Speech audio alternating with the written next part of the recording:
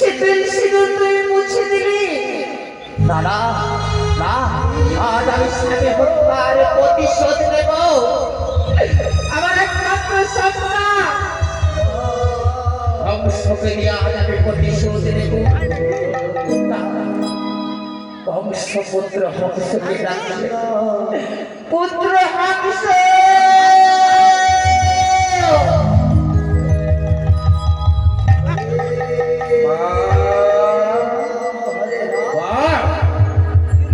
চরণে প্রণাম হয় মা। বলো মা, বলো আজ কেন তোমার নয়ন বাড়ি বইছে? বলো মা, আজ কোন দুঃখে তুমি ওই কাঁদছ?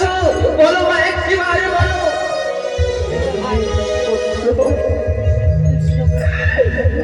আজকে আমার স্বামী কন্যা সারা রাত বুকে দাও দাও করে জ্বলছে। পারবে পুত্র, পারবে তুই একটিবার তোর পিতৃ হত্যার প্রতিশোধ নিতে?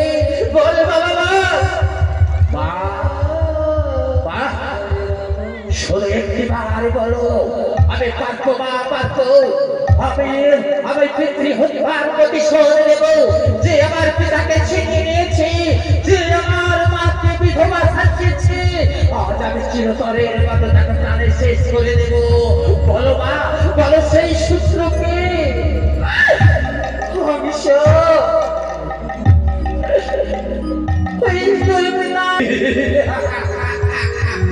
কৃষ্ণ কৃষ্ণ, আমি তোকে কখনো ক্ষমা করবো না।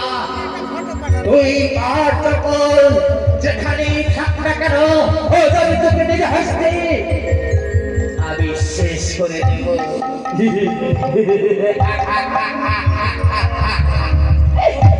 পুত্র,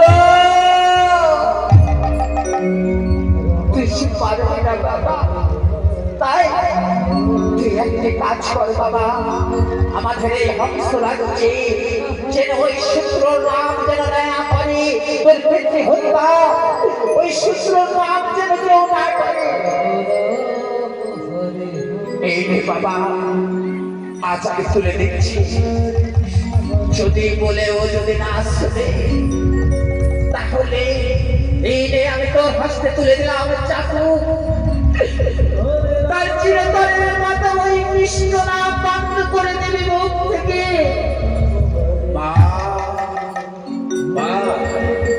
আমি তোমার চরণ সে প্রতিজ্ঞা করলাম মা, আজ থেকে এই হংস রাজ্যে কেউ করবে না কৃষ্ণ নাম।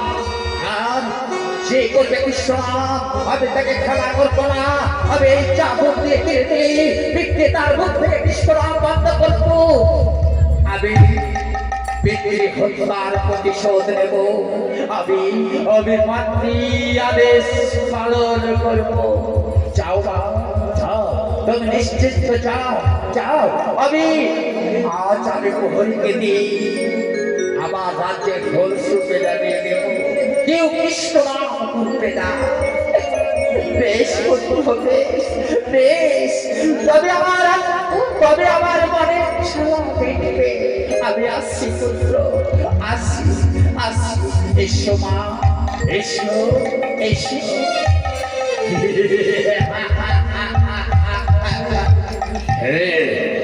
ওই কৃষ্ণ কৃষ্ণ কৃষ্ণ।